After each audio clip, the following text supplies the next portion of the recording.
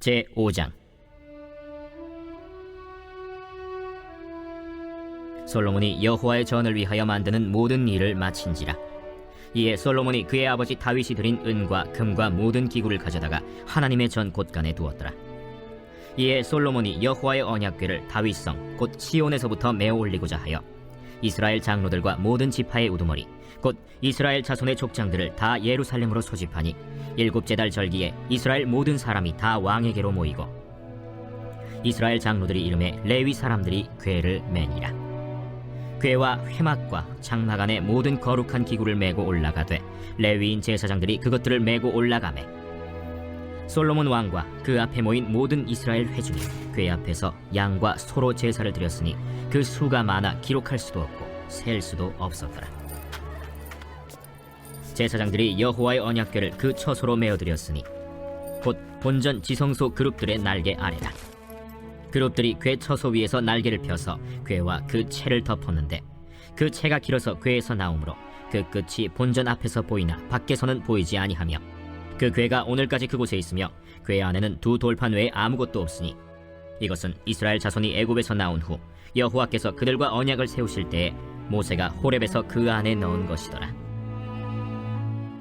이때에는 제사장들이 그 반열대로 하지 아니하고 스스로 정결하게 하고 성소에 있다가 나오매 노래하는 레위 사람 아삽과 헤만과 여두둔과 그의 아들들과 형제들이 다 세마포를 입고 제단 동쪽에 서서 제금과 비파와 수금을 잡고 또 나팔 부는 제사장 120명이 함께 서 있다가 나팔 부는 자와 노래하는 자들이 일제히 소리를 내어 여호와를 찬송하며 감사하는데 나팔 불고 제금 치고 모든 악기를 울리며 소리를 높여 여호와를 찬송하여 이르되 선하시도다.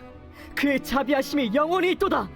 하매 그때 여호와의 전에 구름이 가득한지라.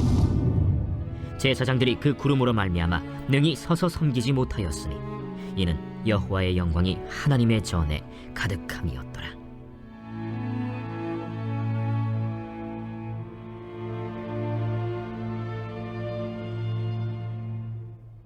아멘.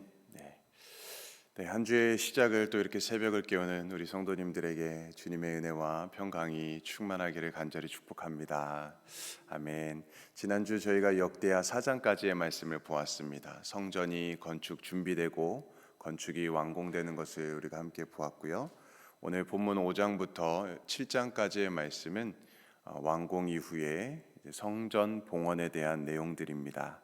먼저 1절에서 보면 성전 건축이 마쳤음을 말하고 있습니다. 1절 솔로몬이 여호와의 전을 위하여 만드는 모든 일을 마친지라. 이렇게 성전 건축이 마쳤습니다. 솔로몬이 왕위에 오른 지에 4년 2월에 착공해서 11년 8월에 성전이 완공되었습니다. 약 7년 6개월 정도가 시간이 걸렸습니다. 솔로몬은 이제 이스라엘의 모든 지파의 리더들을 소집하게 됩니다. 그리고 제사장과 레위인들로 하여금 언약궤를 메어오게 하였습니다. 언약궤가 어디에 있었죠? 오베데돔 그 집에 있었잖아요. 그리고 나서 언약궤를 지성소한 그룹들의 날개 아래 안치하게 됩니다. 7절 말씀입니다. 제사장들이 여호와의 언약궤를 그 처소로 메어 드렸으니 곧 본전 지성소 그룹들의 날개 아래라. 지성소 안에는 날개를 편 두 그룹의 형상이 10m 정도 되는 그 벽을 가득 채우고 있었습니다. 언약궤는 그 두 그룹의 날개가 맞닿아 있는 곳 아래에 모셔두게 되었습니다.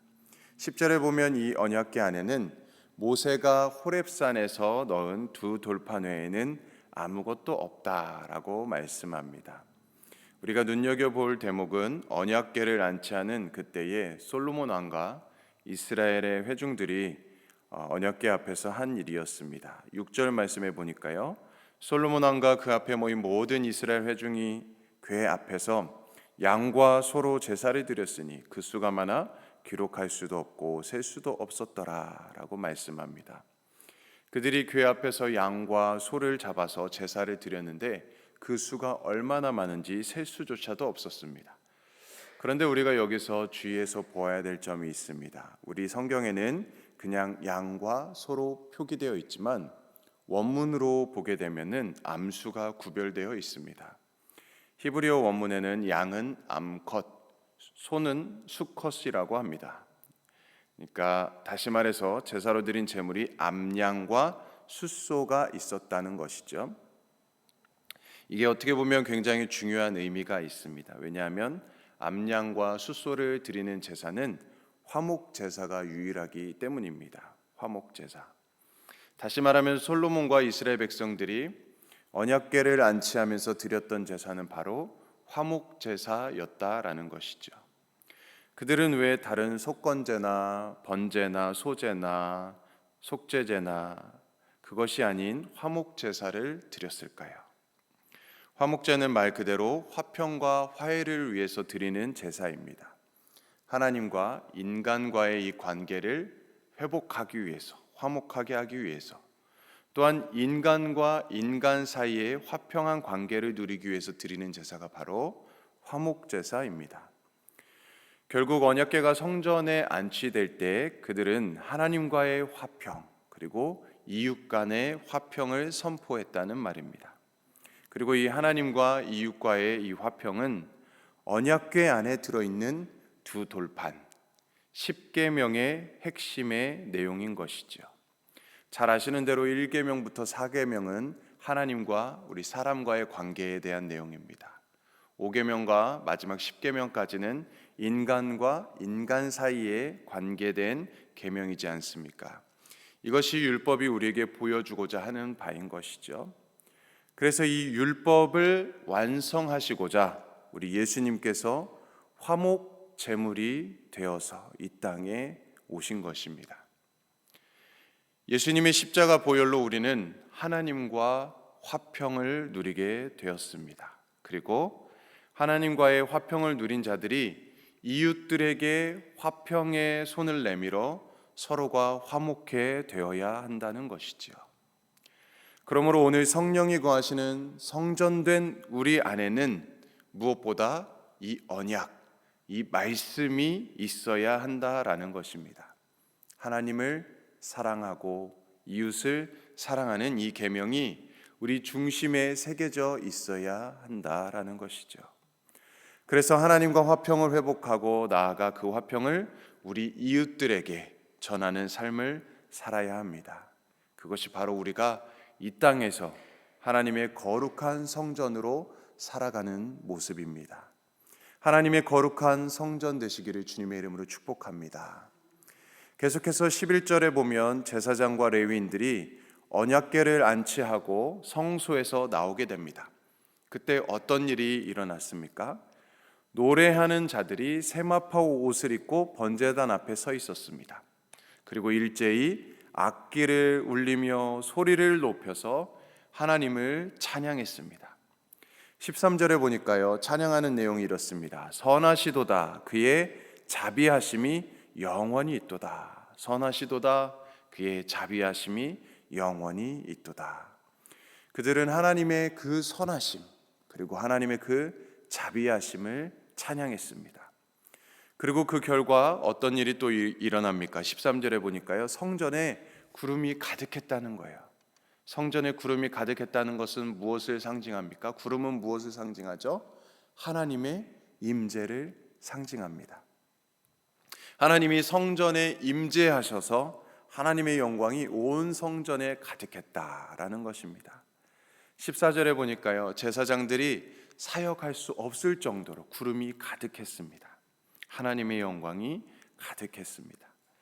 우리는 이 장면을 통해서 어떻게 우리가 하나님을 예배할 것인지에 대해서 바라보게 됩니다. 노래하는 자들이 입은 세마포는 거룩을 상징합니다. 세마포 옷, 거룩을 상징하죠.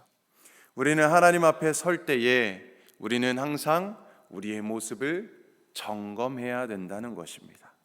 우리 안에 세상의 것으로 가득 차 있다면 우리는 결코 진정한 예배를 드릴 수 없겠지요.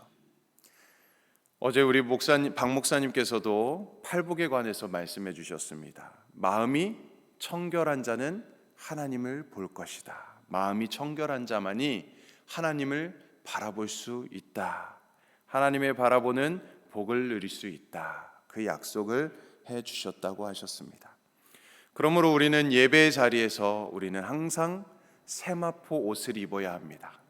정결한 마음으로 거룩한 모습으로 항상 서 있어야 한다라는 것이죠.